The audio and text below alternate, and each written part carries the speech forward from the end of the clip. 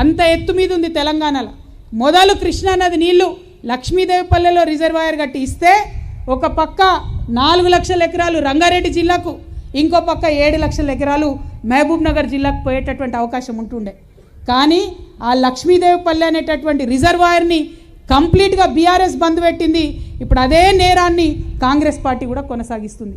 అంటే తల లేకుండా చేసిర్రు, ప్రాజెక్ట్ని తోకకాడ ఆగం చేసిండ్రు. మధ్యలో మాత్రం రిజర్వాయర్లు దవ్వుకున్నారు, అందులో వచ్చేటటువంటి కమిషన్లు దండుకున్నారు. మన ప్రజలకు మాత్రం ఒక్క చుక్క కృష్ణా నీళ్లు రాకుండా చేసిండ్రు. ఇవాళ మీ అందరు నేను కోరేది ఒకటే, ఎందుకోసం ఇక్కడ పెట్టుకున్నాం మీటింగ్ ఇవ్వాలా? ఇంత లోపలికి వచ్చి ఎందుకు పెట్టుకున్నాం? ఏ మహబూబ్నగర్లో పెట్టుకోవచ్చు, ఏ షాద్నగర్లో పెట్టుకోవచ్చు, కానీ ఎందుకు ఇక్కడ లక్ష్మీదేవిపల్లె దగ్గర చౌదర్పల్లికి వచ్చి ఎందుకు పెట్టుకున్నామంటే ఇది అత్యంత ఎత్తైన ప్రదేశం తెలంగాణలో.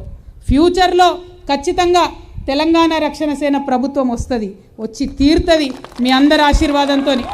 వచ్చిన తర్వాత ఖచ్చితంగా ఇక్కడ మేము ప్రాజెక్ట్ కట్టి తీరుతాం. దీనివల్ల ఒక పక్క రంగారెడ్డికి, ఇంకొక పక్క మహబూబ్ నగర్ కూడా మంచిగా జరిగేటటువంటి ఆస్కారం ఉంటుంది. ఇంకొక మాట మీ అందరికి నేను తెలియజేస్తూ ఉన్నా. ఆనాడంటే కేసీఆర్ గారు, మరి బీఆర్ఎస్ పార్టీ 10 ఏళ్ళు కట్టలేదు అనుకుందాం. ఇవాళున్న ముఖ్యమంత్రి ఎవరు? ఏమనంటే ఏమంటాడు, నేను నల్లమల్ల పులి బిడ్డను, పాలమూరు బిడ్డనని చెప్పి మీ దగ్గర కథలు చెప్పి 12 సీట్లు మీరు కాంగ్రెస్ పార్టీ వాళ్ళకి రాసిస్తే కనీసం ఈ 2.5 ఏళ్లలో ఒక్క తట్టెడు మట్టి కూడా రేవంత్ రెడ్డి గారు ఎత్తిపోయలేదు.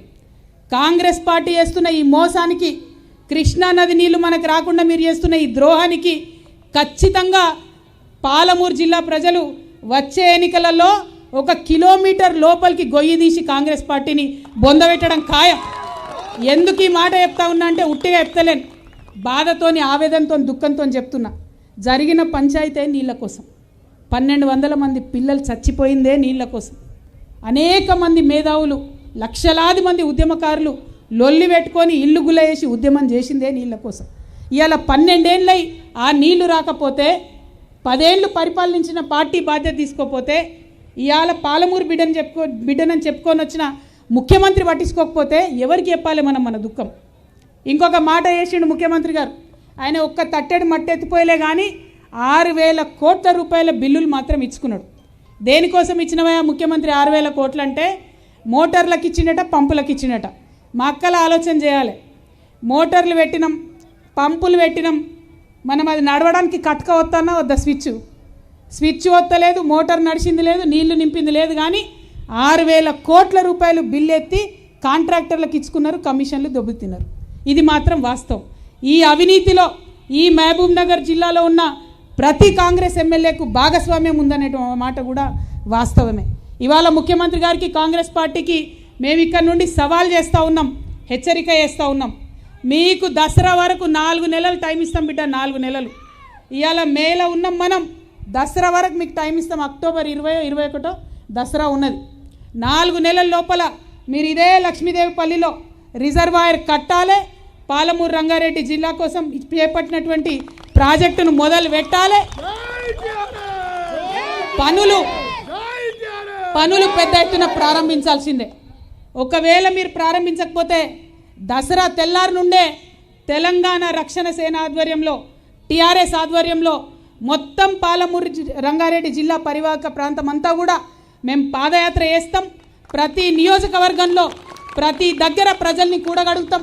మీరు చేస్తున్నటువంటి అన్యాయాన్ని ప్రజలకు వివరించి చెప్తాం, తప్పితే ఇంకొక ఆలోచన చెయ్యం. మరి ఇవాళ ఇంకొక మాట కూడా మీకు చెప్పాలి. ఇవాళ ఈ పార్టీ ఎందుకు వచ్చింది? కొత్త పార్టీ తెలంగాణ రక్షణ సేన ఎందుకోసం వచ్చింది?